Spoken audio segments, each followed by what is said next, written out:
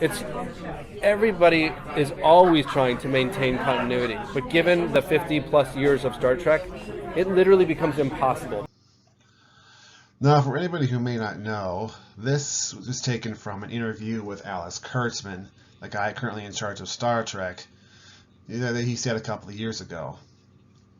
So is this true? Is it impossible to maintain continuity in Star Trek? Or is this just an excuse? Well, to answer this question, we're going to take a look at some examples from classic Star Trek, by which I mean from the original series through Enterprise. Let's see what we can find out. Locked in on the Defiant Bridge, sir. Energize.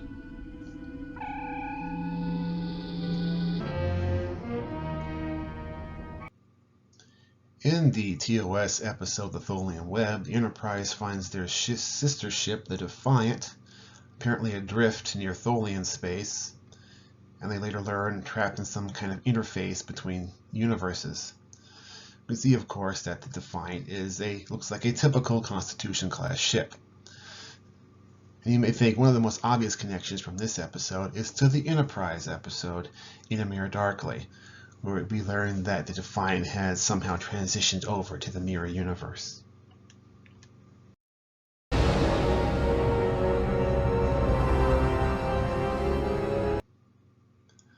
We can see here that the Defiant has been faithfully recreated as a Constitution class from the original series should look, including with the proper registry number. But now, when we get to the inside of this ship, is that also recreated as authentically?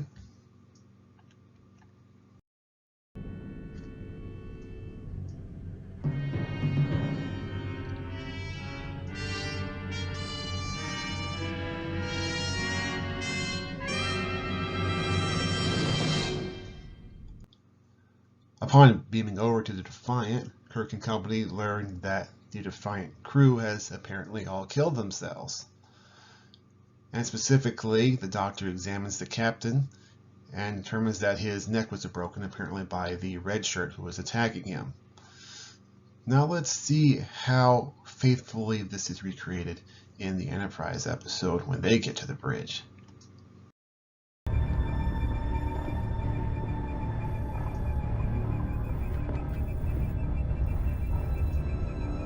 This must be the captain. His neck's broken.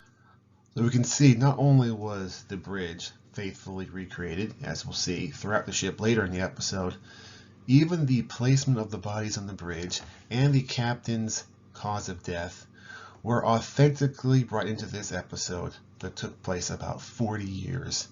I should say was filmed about 40 years after the original. However, that's not the only connection we can make from the Tholian Web. Mr. Spock, we're being fired upon.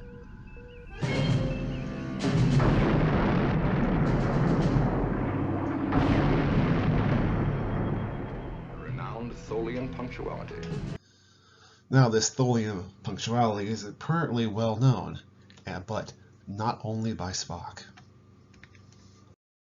Normally, I wouldn't do this, but... What is it? It's this health inspection.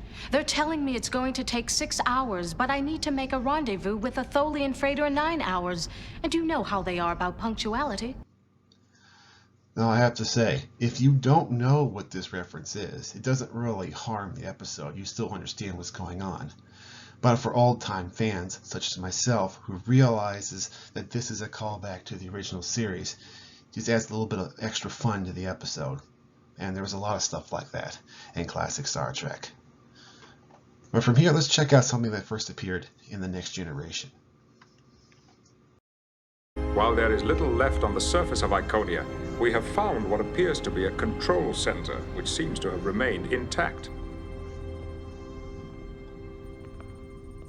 Come in, Enterprise. So here we see Captain Picard, Commander Data, and Lieutenant Worf examining a Iconian gateway.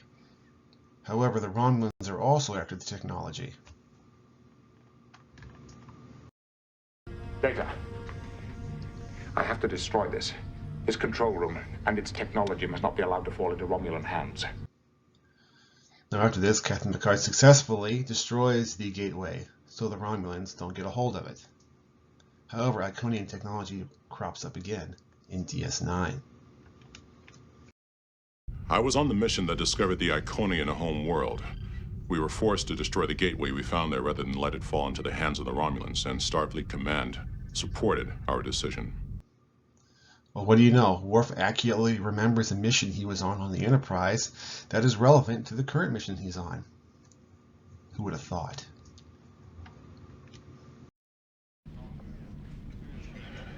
They are Klingons, and it is a long story. What happened? Some kind of genetic engineering? A viral mutation? We do not discuss it with outsiders. In Trials and Tribulations, the DS9 crew travel back to the time of the original series, which of course is filled with connections. One thing I want to focus on in particular is the issue of the Klingons and their appearance in the original series with their smooth foreheads, as opposed to the ridges that they gained later. Now, some people have said that the Klingon look with the ridges is just the way they always looked. They just didn't have the technology or budget to make it happen during the original series. And that would be a typical type of retcon. People who wanted to basically reject the looks and aesthetics from the original series. However, in this episode, they specifically remarked on the fact that in-universe, the Klingons looked different during the original series. And O'Brien and Bashir make a couple of guesses, but we don't really get a confirmation of how it happened, at least not until Enterprise. You want me to create Klingon augments? Living weapons, I won't do it. No. I've been reviewing your work. It's brilliant. You have discovered a weakness in the virus causing the plague. So in Enterprise, after some human augments went on, some shenanigans, the Klingons decide they want to try to engineer their own augments, but it goes awry, producing a virus. They promised to distribute Phlox's cure throughout the Empire. There's no trace of the virus in your bloodstream. My Targ won't even recognize me. This virus affects millions of Klingons. It might have killed them. However, Phlox does find a cure, with the side effect that the affected Klingons lose their forehead ridges. So, it turns out O'Brien and Bashir made a very good guess, because the smooth foreheads were a result of genetic engineering that produced a viral mutation. So now we have an in-universe reason why Klingons have smooth foreheads in the original series. And there's even a mention here of cranial reconstruction, which could help explain why, by the time of the TOS movies, you start seeing the Klingons with their ridges again. Last month, at the behest of the Vulcan ambassador, I opened a dialogue with Gorkin, Chancellor of the Klingon High Council. Here we see in Star Trek VI where Spock talks about how he takes the initiative to open negotiations with Gorkin following the accident on Praxis. However, in addition to his own efforts, he decides to involve Captain Kirk and the Enterprise crew. I have personally vouched for you in this matter, Captain. You have personally vouched? You will extend Chancellor Gorkin full diplomatic courtesy, Captain Kirk. Yeah, so Spock volunteers Kirk for this mission, and Kirk is not too happy about this. And apparently this caused some guilt within Spock, as he expresses later on to Captain Picard. Of the small role I played in the overture to peace with the Klingons. History is aware of the role you played, Ambassador. Not entirely. It was I who committed Captain Kirk to that peace mission, and I who had to bear the responsibility for the consequences. So we see during Star Trek VI, of course, Captain Kirk and Dr. McCoy were captured and imprisoned by the Klingons. Plus there was a whole other issues with General Chang and the conspiracy to stop the peace talks. So apparently Spock took this to heart, which is why he decided in Unification that it would be he alone who would bear the responsibility of going to Romulus to try to help the Unification movement there. These are the voyages of the starship Enterprise. Its 5-year mission to explore strange new worlds. Okay, you may be wondering, it's the TOS intro, so what does this have a connection to?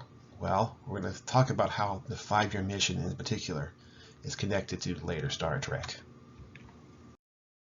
In the year 2270, Kirk completed his historic 5-year mission, and one of the greatest chapters in Starfleet history came to a close. A new chapter began when Kirk regained command of the Enterprise. Now, despite the captain's lack of interest, Icheb has accurately mentioned not only Kirk's 5-year mission, but the year when it ended, and then goes on to talk about how Kirk regains command of the Enterprise, which we know happened in Star Trek the Motion Picture.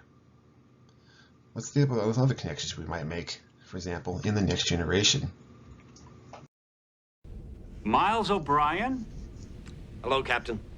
Good to see you again. How are you? I had no idea you were on the Enterprise.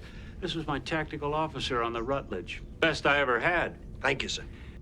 Mr. O'Brien, I understand that Captain Maxwell lost his family during a raid on an outpost. More like sabotage, sir. It was on Setlik 3. Now, The Wounded from TNG establishes the Cardassians and also the border wars fought between the Cardassians and the Federation prior to TNG. Specifically, we learn about O'Brien's service on the starship Rutledge and his participation in the Battle of Setlik 3. But surely these minor details about a character's backstory would never crop up again, right? O'Brien! Miles O'Brien! We served together on the Rutledge! Of course, O'Brien! Oh, it's been a long time. Well, after what we went through in the border wars, I don't know how you can live there. You were there at Setlik 3. That's what got me out of Starfleet. Really? That's why I stayed in. Well, what do you know? The character's backstory carries over to his appearance on a completely different series.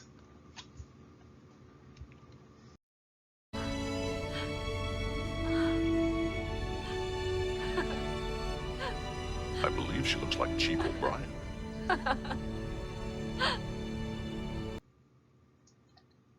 In the TNG episode Disaster, the Enterprise D is disabled, and so Worf has to help deliver Molly O'Brien, and apparently this experience had quite an effect on him. Worf delivered Molly, you know.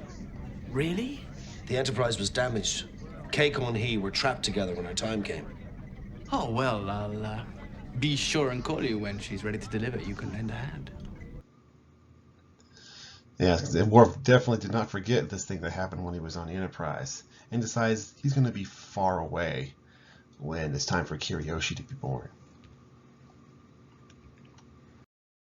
8 weeks, sir. But you don't have 8 weeks, so I'll do it for you in 2. Mr. Scott, have you always multiplied your repair estimates by a factor of 4? Certainly, sir. How else can I keep my reputation as a miracle worker? Even though we all know that Scotty's reputation is secure, he just wants to double check. How long would it really take? An hour. Oh, you didn't tell him how long it would really take, did you? Well, of course I did. Oh, laddie, you've got a lot to learn if you want people to think of you as a miracle worker. Now, this is just one of many connections in the episode of Relics, where we have references to the original series. But I think you get the idea. I, of course, could keep going and going from here, but I think I've made my point, is that over 40 years and 700 episodes of continuity, classic Star Trek had many excellent connections that were accurate from one series to another series. Now, was it perfect? No. There will occasionally be discrepancies, although for the most part, continuity was preserved over these 40 years of Star Trek from the original series until Enterprise. And to say that maintaining Star Trek continuity is impossible is just an excuse born out of a combination, I think, of laziness and not caring about the source material.